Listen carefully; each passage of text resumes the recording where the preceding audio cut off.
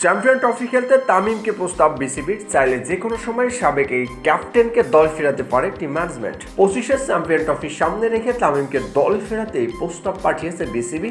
এখন তামিমের উত্তরের অপেক্ষায়। তামিম চাইলে যে কোনো সময় তাকে ফেরাতে প্রস্তুত বোর্ড। ইতিমধ্যে বিষয়টি নিশ্চিত করেছেন বিসিবির কোঅপারেট চেয়ারম্যান জালাল ইউনুস। তবে সব মিলিয়ে পারিবারিক সমস্যার জন্য তামিমের উত্তর এখনো অবধি পায়নি বিসিবি। তবে সাবেক এই ওপেনারকে পেতেই মরিয়া বিসিবি। চ্যাম্পিয়ন ট্রফি সামনে রেখেই এই প্রক্রিয়াধীন।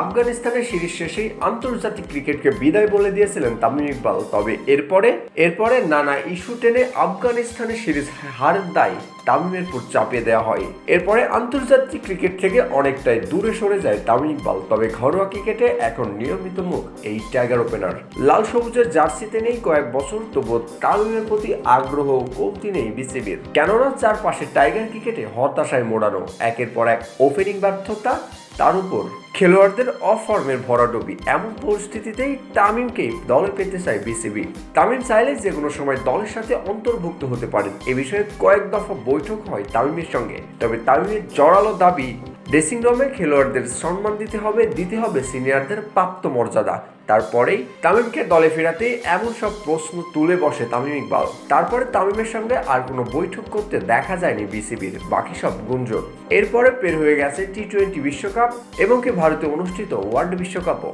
তবে সবকিছুর গুঞ্জন থাকলে তামিমকে আর দলে ফেরানো হয়নি। টাইগার ক্রিকেটে যখন এত হতাশার ভরাডুবি, তখন চ্যাম্পিয়ন ট্রফির সামনে রেখে তামিমকে নিয়ে আগ্রহ প্রকাশ করছে টিম ম্যানেজমেন্ট।